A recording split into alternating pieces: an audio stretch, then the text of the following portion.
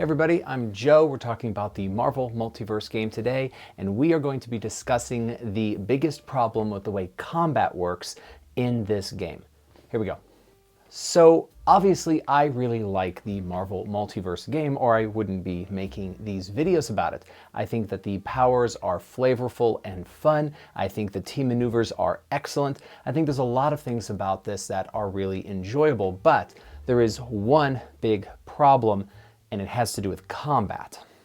Overall, I like combat. I like the simplicity of movement and action. I like the ability to add reactions. I like the way that we have a simplified concept of just one action that you do during your turn, but the big problem has to do with the way that damage is calculated.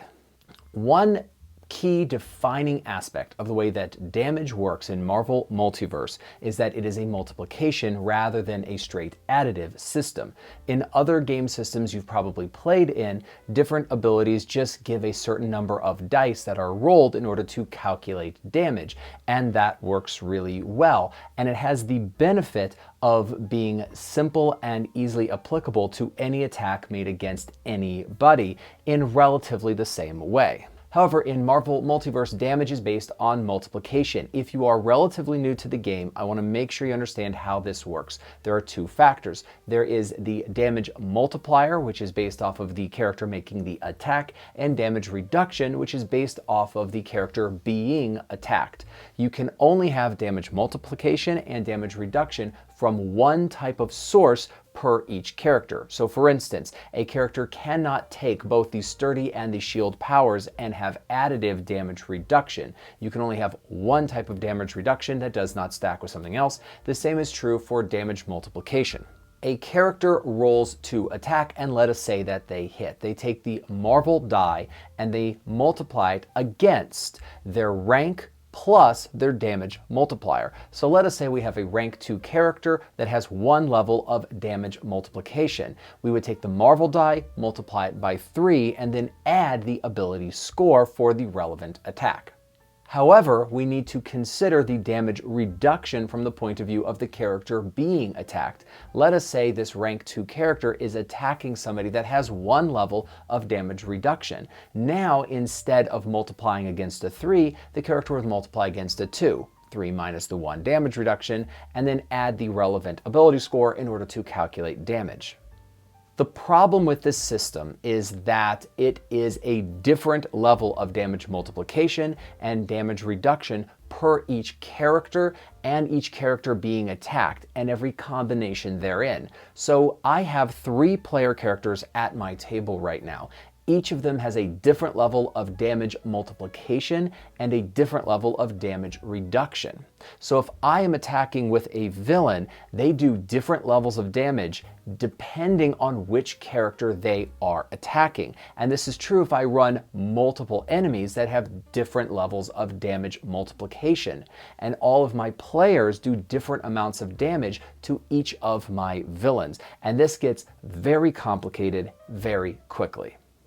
In my experience, this is the thing that slows down combat more than anything else in Marvel Multiverse. The fact that we have 6 different defense scores, not a big deal. The fact that the powers are relatively complicated and have multiple effects, not a big deal. We can get used to it. This gets streamlined from the fact that there is no easy action anymore, so combat can move at a relatively brisk pace when that being taken into consideration. And additional movements like swim speed or fly speed, not a big deal. But the concept that every character does different damage depending on who they attack can slow things down tremendously. So what can we do in order to make gameplay faster and more enjoyable? I'm doing 2 things at my table. The first is going to be make sure your players understand how damage is calculated. If you have not spent time looking at damage calculation, or you haven't done it since the last level up for your characters, take a few minutes at the beginning of a session outside of gameplay and make sure people understand exactly how damage works. If they rolled a hit and I say they hit, they should be able to do a damage calculation and know how it works, and spend some time to make sure that the system makes sense to them. any time you put into this at the beginning of a game is going to pay dividends once initiative is rolled. The second piece of advice I have is to share knowledge of the villains with your players, and I know that this goes against your instincts. Traditionally, as game masters, we do not provide significant information or almost any immediate information about our monsters with our players. This is the kind of thing that they need to discover. This character has a really high melee defense but a really low ego defense, or this character has a really high running speed, or oh look, we just figured out that this character has teleportation abilities. These kinds of things, anything having to do with the way a monster works, is there for the players to discover, because that allows for the monster and for the combat to also be a puzzle, a problem to solve. How do we best deal with this monster? And so you are going to be severely tempted to make sure you do not share the levels of damage multiplication or damage reduction that your monsters have. But I can tell you that is a mistake. At the beginning of combat, here is the thing that I am giving to my players from now on. This monster here, when you attack, your multiplication number is X. I have already done the work and taken damage reduction and the player's damage multiplication, subtracted one from the other, and come up with a significant number, the total, the final damage multiplier.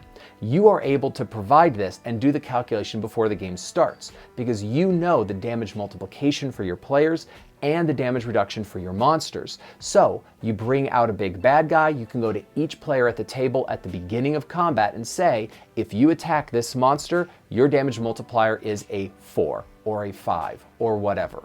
This does tell the players how many levels of damage reduction my monster has.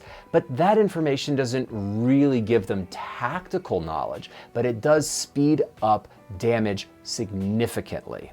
The second thing is to not have too many types of monsters. Now, people have talked about this as a piece of advice in running games for a very long time, having one big bad guy and minions, and the minions being very, very, very simple to run. And I am a big fan of simple to run 1 or 2 power minions. I love them. But the main thing that I would make sure to do with any minions, even if I flavored some of them as melee characters and some of them as ranged characters, I would have all of my minions have the same level of damage multiplication and damage reduction. This way, when I'm rolling damage, it's easy for me, and when my players attack any of my minions, they always have the same damage multiplier that they are doing in order to tell me the damage.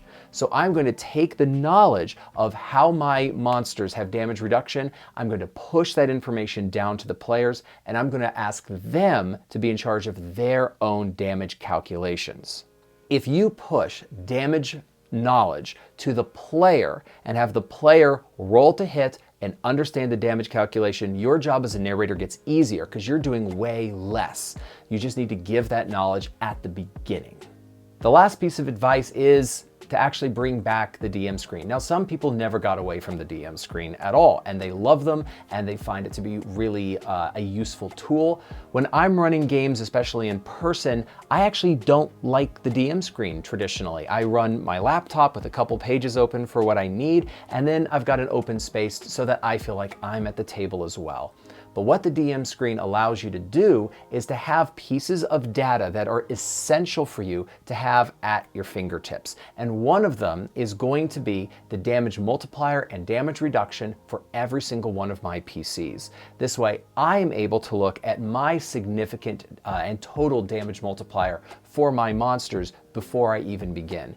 I have the defenses for all 6 abilities for all of my players, plus all of their damage reduction and their damage multipliers in a little chart next to me so that I can get faster when I'm rolling damage for my monsters. It makes my side of the equation faster, and I'm able to do that prep work immediately, and I can do it before the game even starts. Combat should feel fast and exciting. So these are my best tips in this game. Make sure your players are responsible for calculating damage. Give them a final multiplier for each one of your villains. Make sure that you have the information for your players sitting in front of you and calculate your final damage multiplier for each villain against each character. I know it's a little bit more work before the game in part of game prep, but it will make your combat run way smoother. If you have any additional tips for making combat run faster in this game, I'm sure people would love to hear about them in the comments. In the meantime, YouTube's literally made out of buttons. I hope you press some of them, and I'll see you next time. All right, peace.